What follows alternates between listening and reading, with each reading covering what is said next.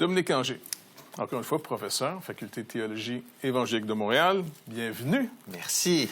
Dominique, aujourd'hui, le thème qu'on va traiter dans l'émission, c'est justement un homme, Siméon, qui reçoit cette conviction qu'avant de mourir, il va voir la délivrance d'Israël. Il va voir le salut d'Israël.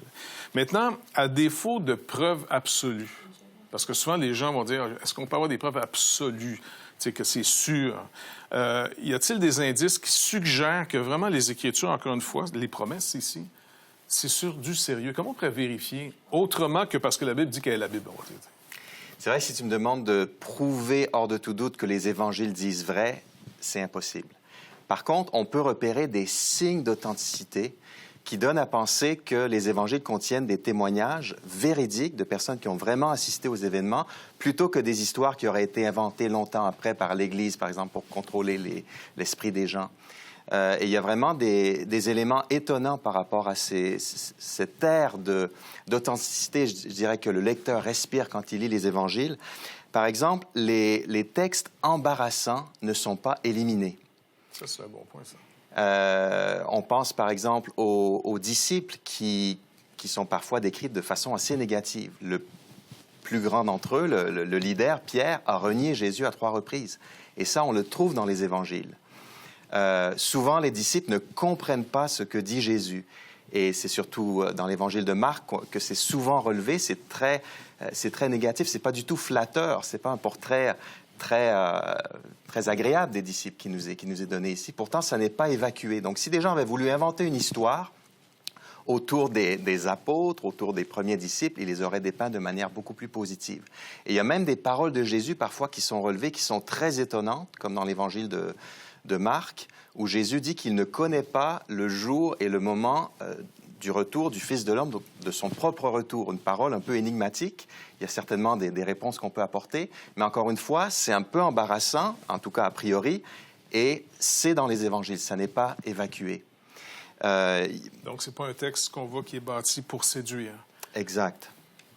Et puis, il y a toutes sortes d'autres détails aussi.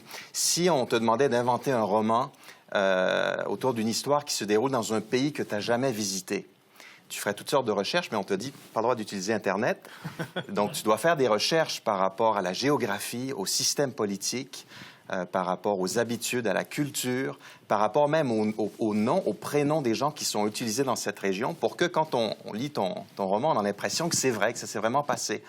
Alors, on peut dire que soit les évangélistes sont vraiment des génies et ils ont inventé des histoires très réalistes et très plausibles, soit ce sont des témoins qui ont vraiment assisté aux faits, ou alors des gens qui ont interrogé les témoins. On sait que Matthieu et Jean étaient eux-mêmes des témoins, alors que Marc et Luc ont interrogé des témoins.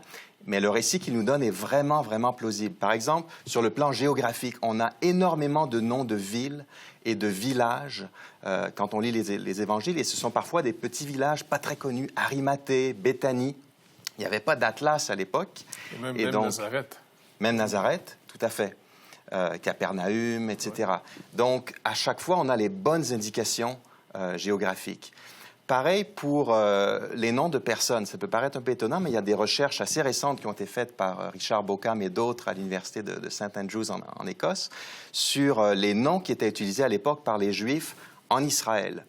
Et ils ont déterminé un certain nombre de statistiques. Par exemple, les noms d'hommes les plus courants, c'était Simon, Joseph. Les noms de femmes les plus courants, c'était Marie, Salomé.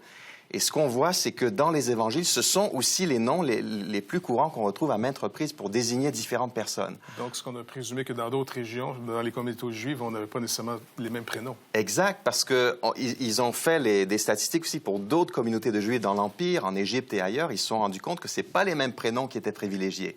Quand on a voulu donner un prénom à notre deuxième fils, on l'a appelé William. On habitait en France. On a fait un petit peu des recherches, comme tous les parents, pour voir quels sont les prénoms les plus populaires. Et à l'époque, William n'était pas très populaire en France, mais c'était parmi les plus populaires au Québec. Donc, dans la francophonie, un même prénom, un degré différent de popularité selon l'endroit, c'était exactement la même chose parmi les communautés juives qui étaient réparties à travers l'Empire à l'époque. Merci beaucoup, Dominique, encore. Je t'en prie. L'heure de la bonne nouvelle, en collaboration avec le Messager chrétien, vous offre gratuitement le recueil de méditation quotidienne La Bonne Semence. Pour en recevoir un exemplaire, écrivez-nous à l'heure de la bonne nouvelle, casier postal 25015, Trois-Rivières, Québec, G8Y0B5. Vous pouvez également nous joindre à info@hbn.ca ou par téléphone 1-866-509-1319.